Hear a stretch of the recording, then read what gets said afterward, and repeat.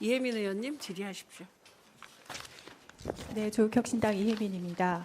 부총리님 그리고 참석해주신 공무원 여러분들 수고가 많으시고요. 저는 올해가 두 번째 국정감사입니다.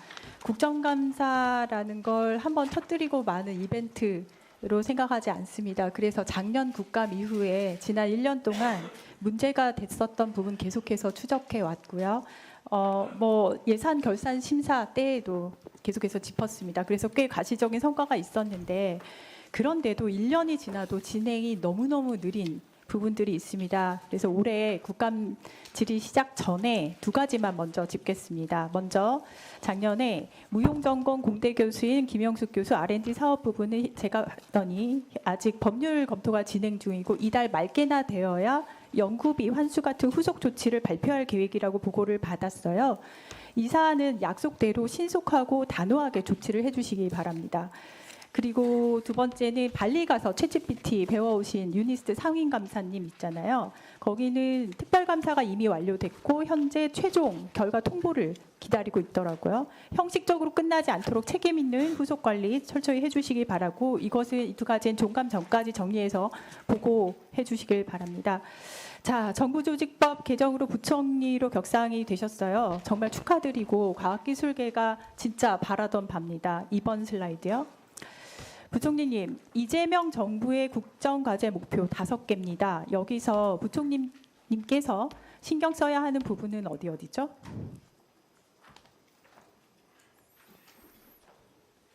많은 부분들이 좀 포함되어 있지만은 그 중에서도 이제 세계를 이끄는 혁신 경제, 특히 이제 모두가 잘 사는 균형 성장, 기본이 튼튼한 사회 이 세 가지를 좀 중점해서 좀 봐야 될 것 같습니다. 네, 세 가지 중점이라고 해도 사실 다죠. 네, 5개 다죠. 과학기술이 필요하지 않은 분야는 지금 어디에도 없기 때문이고요. 그래서 정부 성공 위해서는 부총리께서 큰 역할 해주셔야 된다. 3개뿐만 아니라 그런 말씀을 우선 드리고 싶습니다. 특히 예산 부분에 대해서는요. 과학기술과 관련된 부처 조정 권한 가지고 임하셔야 된다고 생각을 합니다. 예산에 관한 조정 권한 못 가지시면 아무리 부총리 격상이 됐다 해도 실질적인 컨트롤 타워 역할을 할 수가 없거든요. 3번 슬라이드요. 그리고 지난달 17일 아마 기억을 하실 텐데 대정부 질문 때 AI 관련해서 국가 AI 전략위원회가 AI 거버넌스 관점의 컨트롤 타워 역할이라는 의도로 말씀을 해주셨어요. 이거 기억하시죠? 아까 답변하실 때도 같은 취지로 네, 대답을 기억합니다. 하셨었습니다. 그런데 제 생각엔 대통령 직속위원회에 대해 굉장히 이상적인 상황을 생각을 하고 계시는 것 같습니다. 대통령 직속위원회는 그동안 컨트롤 타워 역할로 부총리님 혹시 지금까지 과학기술 관련된 대통령 직속위원회 성공한 위원회 기억나세요?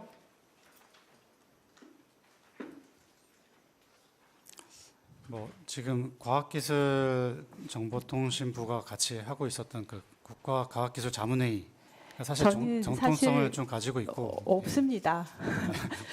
왜일까요? 한번 보시죠.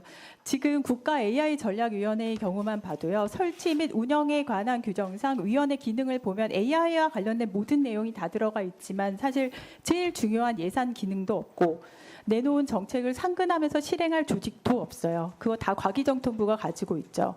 이게 실제로 지난 위원회의 회의 상황인데 위원회가 하는 역할은 전략 방향, 정책 방향, 법령 제정 방향에 대한 심의 의결 정도고 그러니까 그림을 그리는 곳이에요.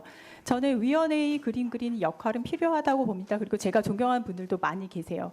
근데 위원회가 그림만 그리고 부처가 해오는 것에 평가만 하는 그 거버넌스 구조 자체가 지금까지 위원회들의 실패를 불렀다고 생각을 합니다. 아까 대답하실 때 딱 그렇게 하셔서 좀 걱정이 많았습니다. 이제는 그림 그리는 곳에서 책임지셔야 되고 책임질 수 있는 곳에서 그림을 그려야 하는데 사실 지금 위원회가 제가 처음에 생각했던 권한을 다 가지지 못했어요. 그렇다면 현실적으로 부총리로서 타 부처 장관님들하고 과학기술, 정보통신, AI 관련돼서 제대로 된 주도 해주셔야 되고 특히 예산 관련해서요. 그리고 AI 정책도 책임지고 그 안에서 그림 그리는 걸 제일 앞에서 끌어주시기를 저는 진짜 강하게 지금 요청을 드리고 싶고요. 이것은 가능하시겠죠? 네, 지금 국가 AI 전략위원회도 공동 부위원장으로 참여하고 있고 네, 그래서 네. 요청을 드리는 겁니다. 시간이 가고 있으니까. 그리고 다음 슬라이드요. 월드베스트 LLM 국가대표 LLM은 과기정통부가 지금 주무부처죠. 네, 맞습니다. 이거 보셨을 텐데 이런 거 관리가 안 되고 있는 건 좀 창피합니다. 소프 AI.kr 이거 HTTPS도 안 쓰고 이 아마추어 냄새 가득한 사이트 이거 뭔가 봤더니 왼쪽에 보시듯이 보험연수원에서 벌인 일이더라고요. 10월 1일 오픈한다고 대대적인 홍보도 미리 했었습니다. 프레스 커버리지도 어마어마했고 근데 이거 제가 알기로는 나왔을 때까지 모르고 계셨어요. 지금 보험연수원장이 누구죠? 하태경 원장입니다. 그렇죠. 하태경 전 새누리당 미래통합당 국회의원 하셨던 분이고 도대체 무슨 생각으로 이런 짓 했는지 저는 진짜 모르겠는데 부총님이 예산이 AI 쪽 예산이 많아요. 그러다 보니까 돈이 몰리는 곳이라 수없이 많은 숟가락 얹기랑 빨대 꽂기 일어날 거예요. 이렇게. 이런 거 제대로 관리를 안 하면 이번 정권의 최고의 업적이 되어야 되는 AI가요. 오히려 정권의 최대 문제가 될 수도 있습니다. 그래서 과할 정도로 관리해 주실 것을 요청을 드리고 보험연수원의 이 헛짓거리는 해프닝으로 끝났다 치고 지금 관리 상태 너무 아마추어라서 이 사태에 대해서는 각 참여사 그리고 보험연수원에 경고 조치해 주실 것을 요청드리고요. 지금 부총리로 격산된 뒤에 지금 기대치가 너무 높습니다. 그러면 상당한 수준의 리더십이 필요한데 아까처럼 질문 나온 것처럼 도대체 대통령실과 부총리 사이의 역할이 뭐냐 이런 질문 나오면 안 돼요. 부총리의 리더십 발휘하는 그 수준만큼 우리나라 과학기술 수준 올라갈 수 있다고 생각을 합니다. 그리고 네, 남은 시간 동안 김창경 교수님 나와주시죠. 디플정이 설치된 목표가 뭘까요? 짧게 말씀해 주시겠어요? 디플정은 이제 그 국가의 행정 체계를 기본적으로 뭐 클라우드화라든지 AI 기반으로 돌아가게 한다든지. 네, 그다음에 클라우드화 AI 네, 기반. 그렇습니다. 사실 윤석열 정부가 출범하면서 부처 칸막이 없애고 말씀하신 대로 진정한 디지털 정부로 가겠다 하면서 내세운 핵심 조직이었는데 디플정이 성공하기 위한 전체적으로 방금 클라우드 말씀하셨는데 공공부문의 민간 클라우드 전환이 선행되어야 했다고 저는 생각을 하고 있습니다. 그런데 지금 국가정보자원 관련 대전센터 화재 때문에 국가 업무가 마비가 됐잖아요. 이런 사태를 겪고 나서야 지금 정부가 AI 인프라 거버넌스 혁신 TF 꾸려서 그동안 사실은 디플정이 했었어야 된다고 제가 생각을 했었던 것을 하겠다고 하고 있어요. 12번 슬라이드요. 지난 2024년도 한 해만 해도 디플정 예산은 약 1조 원 가까이 편성이 됐었습니다. 도대체 이 많은 예산을 어디다가 쓴 건지 알 수가 없고요. 들이 예산에 비해서 국민들이 체감할 만한 성과가 있었다고 생각을 못 하겠습니다. 이번 대전 화재 사건만 봐도. 그래서 저는 디플정 관련돼서 사업 전반에 대한 감사 부총리께 요청을 드리고요.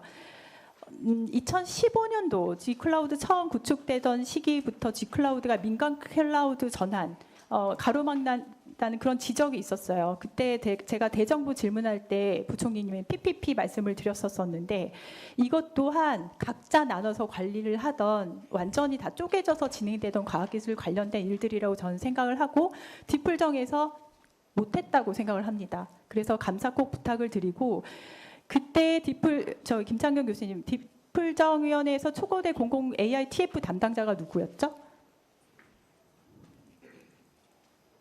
TF 글쎄 잘 현재 하정우 AI 미래 전략 수석 그리고 민간 맞습니다. 기반 네. 기반의 팀장께서, 클라우드 네이티브 전환 지원 맡았던 분이 그 TF 팀원으로 활동한 분이 정재웅 아토리서치 대표이사죠. 지금 디플정 위원으로 활동하신 이 두 분이 이번 사태 해결 위해서 AI 인프라 거버넌스 혁신 TF 공동 대표로 지금 역할을 하신다고 합니다. 그때는 못했지만 이제는 하겠다. 저는 국민들이 신뢰를 할 수 있을까 사실 조금 의문이긴 합니다. 이런 것을 보면은 만약에 이번에 이 문제 제대로 못 풀어내면은 국민들의 신뢰는 바닥으로 떨어질 것이라고 생각을 합니다. 부총리 격상이 되셨기 때문에 그리고 이번 대전 화재도 난 걸 보셨을 거예요. 디플정에서 왜 못했는지 거기에 대한 교훈이 있을 거라고 생각을 해요. 디플정에서 못한 건 못한 걸로 치고 거기서 교훈을 바탕으로 해서 이번 TF가 제대로 된 성과 낼 수 있도록 부총리께서 직접 챙겨주시기를 바랍니다. 이상입니다.